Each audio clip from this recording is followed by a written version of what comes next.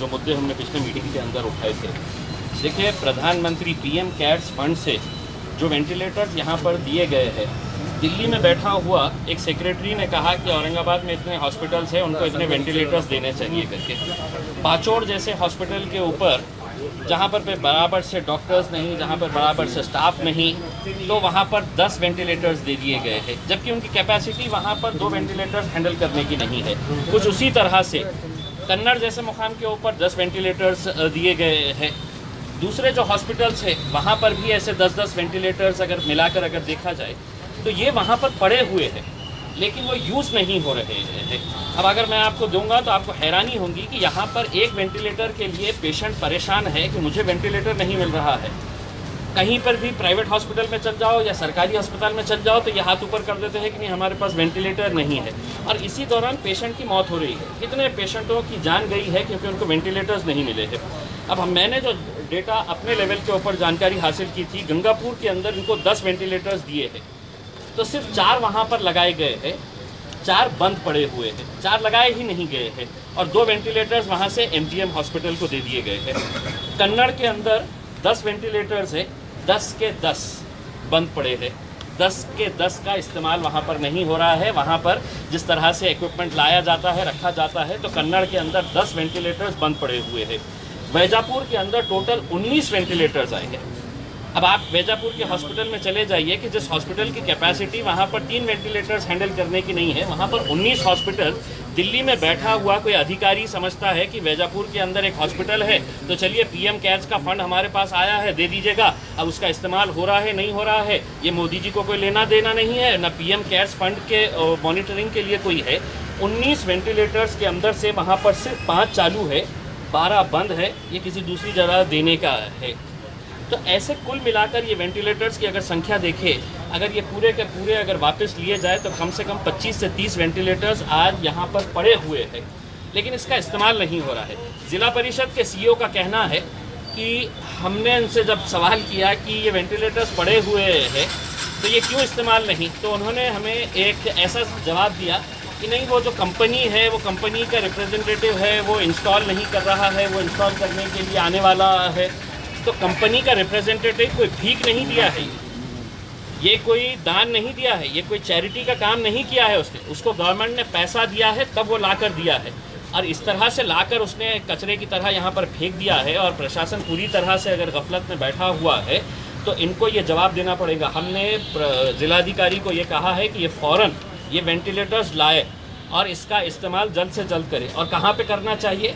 जो super speciality building government की बनी है, 150 करोड़ रुपये खर्चा किया गया है, वो सुपर स्पेशलिटी बिल्डिंग के अंदर वेंटिलेटर्स लगाइए। और अगर वहाँ नहीं होता है तो महानगर पालिका ने मेल्ट्रॉन के अंदर अपना जो सेटअप बनाया है, जिसके ऊपर भी करोड़ों रुपया खर्च हुआ है, तो वहाँ पर ये वेंटिलेटर्स प्रोवाइड करने की जिम्मेदारी प्रशासन की है। कलेक्टर साहब ने हमको आश्वासन दिया है कि हम 2 दिनों के अंदर जाकर ये पूरे वेंटिलेटर्स लाएंगे, कोशिश करेंगे कि इस घाटी या सुपर स्पेशलिटी बिल्डिंग को दे। और अगर वहाँ पर नहीं होता है तो आप इसको मेल्ट्रॉन के बिल्डिंग में, और अगर वहाँ पर भी इमीडिएट नहीं है तो उनका कहना था कि आप हमें प्राइवेट हॉस्पिटल में ये लगाने की अनुमति दें करके। मीटिंग जनरल बॉडी, हमने कहा कि आप दीजिए प्राइवेट हॉस्पिटल को अगर देना, लेकिन ये कौन मॉनिटर कर रहा है कि वो प्राइवेट हॉस्पिटल ये सरकारी मुफ्त का जो वेंटिलेटर उनको दिया गया है, इसका फ़ायदा पेशेंट्स को मिल रहा है या नहीं मिल रहा है। इस ताल्लुक से बात करने के लिए हमने इजाज़त दी है। अब देखते हैं कि प्रशासन किस सतर्कता के साथ ये 25-30 वेंटिलेटर्स का उपयोग करती है। ये बहुत अफसोसनाक बात है, बहुत दुर्दैव है इस बात का कि जब वेंटिलेटर्स नहीं थे, हमने खासदार निधि से मैंने खुद ने 6 वेंटिलेटर्स इनको दिया है। अगर मुझे ये पता रहता कि ये खैरात की तरह है तो बांटने वाले हैं, मुझे ये पता रहता कि ये वेंटिलेटर्स ऐसे ही पड़े धूल खाने के लिए पड़े रहने वाले हैं, तो मैं कभी भी है तो इस फंड का इस्तेमाल इस काम के लिए नहीं किया होता, कोई दूसरे काम के लिए किए गए होते। तो ये प्रशासन इसको गंभीरता से ले, यही हमारी विनती है। दूसरा ये है कि हमने प्रशासन से ये कहा है कि कौन कौन से मुद्दे हैं, फंड्स का मुद्दा है या और क्या क्या मुद्दे हैं, ये हमें इसकी जानकारी दे, ताकि हम ये बता सके कि औरंगाबाद की क्षमता इतनी ज़्यादा नहीं है कि दूसरे अलग अलग ज़िलों के पेशेंट्स यहाँ पर आए।